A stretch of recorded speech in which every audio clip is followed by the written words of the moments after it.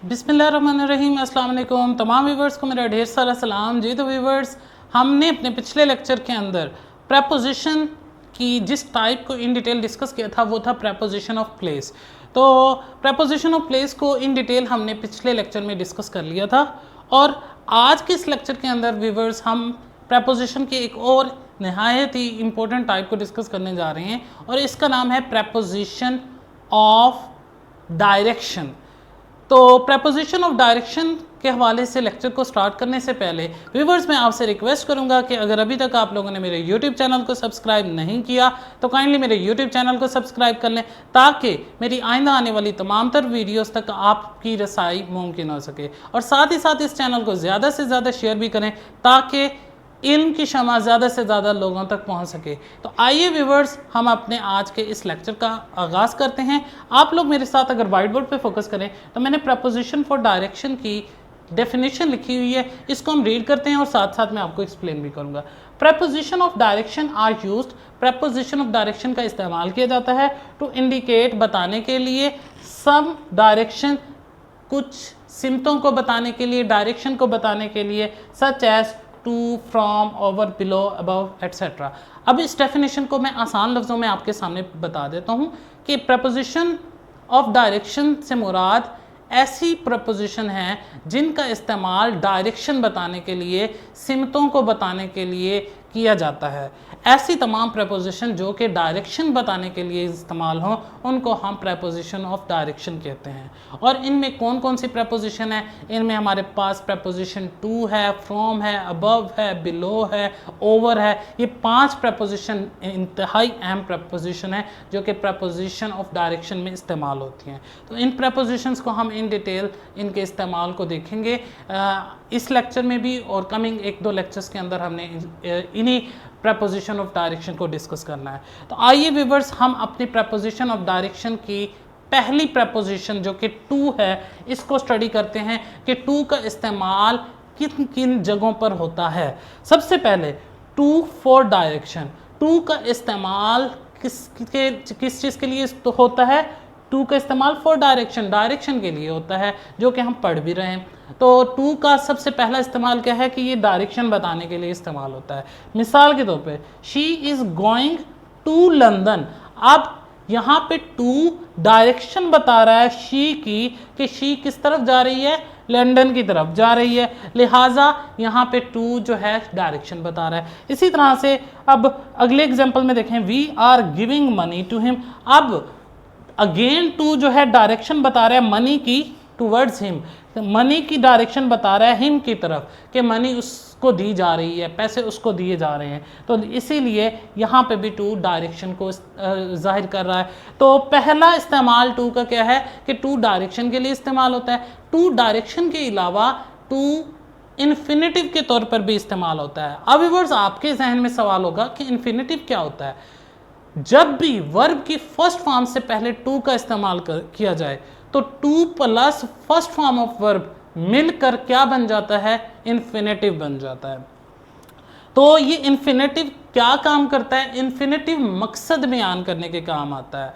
अब इसकी एग्जांपल देखें, I want to meet you, मैं आपको मिलना चाहता हूँ। अब देखें टू मीट का मतलब क्या है? मिलना, ठीक है। I want to meet you, मैं आपको मिलना चाहता हूँ। मकसद क्या है? मिलना। अब ये मिलना क्या है? मकसद बता रहा है। तो टू प्लस फर्स्ट फॉर्म से बना है जो कि इन्फिनेटिव है। तो टू का दूसरे नंबर पे इस्तेमाल क्या है? टू डायरेक्शन बताने के भी काम आता है, डायरेक्शन बताने के साथ साथ टू इन्फिनेटिव के तौर पर भी काम आ सकता है। अब आगे चलें तो अगली एग्जांपल है कम हेयर टू प्ले। अब देखें यहाँ पर भी जो है टू प्लस फर्स्ट फॉर्म है, ये इन्फिनेटिव के तौर पर टू आया है। अब आगे देखें वी अर्न टू लिव। अब यहाँ पे भी टू प्लस फर्स्ट फॉर्म है तो यहाँ पे टू इन्फिनेटिव के तौर पर आया है। तो जब भी टू के बाद फर्स्ट फॉर्म आएगी वर्ब की तो हम कहेंगे टू एज एन इन्फिनेटिव आया है, टू एज प्रपोजिशन नहीं आया। जब भी टू एज प्रपोजिशन आएगा तो हम देखेंगे कभी to as a direction show कर रहा होगा या कभी टू आपके पास कोई लिमिट बता रहा होगा, पीरियड बता रहा होगा। जैसा कि आगे हम देख सकते हैं कि टू का एक और इस्तेमाल क्या है, या तो ये लिमिट बताने के काम आता है, एंडिंग पॉइंट बताने के काम आता है, या ये पीरियड बताने के काम आता है। इन तीन इस्तेमालात के अलावा टू किसी और जगह इस्तेमाल नहीं होता। या तो टू डायरेक्शन बताएगा जैसे हमने फर्स्ट 2 एग्जांपल्स में देखा, या टू इन्फिनेटिव के तौर पर आएगा जैसे इन 3 एग्जांपल्स में देखा, या फिर टू का इस्तेमाल लास्टली हम ये देखते हैं कि टू का इस्तेमाल किसी लिमिट को बताने के लिए होगा, या फिर एंडिंग पॉइंट को बताने के लिए होगा, या किसी पीरियड को बताने के लिए भी टू इस्तेमाल होगा। इसकी क्या मिसालें हो सकती हैं? अब पहले एग्जांपल देखें, the petrol prices rose up, कि पेट्रोल की प्राइसेस जो है वो बढ़ गई ₹2.80, 80 रुपए तक पेट्रोल की प्राइसेस बढ़ गई। अब यहां पे देखें टू इस्तेमाल हुआ है, किस चीज के लिए इस्तेमाल हुआ है? अब किस चीज को बताने के लिए? लिमिट बताने के लिए। किस हद तक प्राइसेस बढ़ गई हैं? 280 तक, 80 रुपए तक बढ़ गई हैं। अब टू हद बता रहा है, लिमिट बता रहा है प्राइस की कि 80 रुपए तक आपकी प्राइसेस बढ़ गई हैं।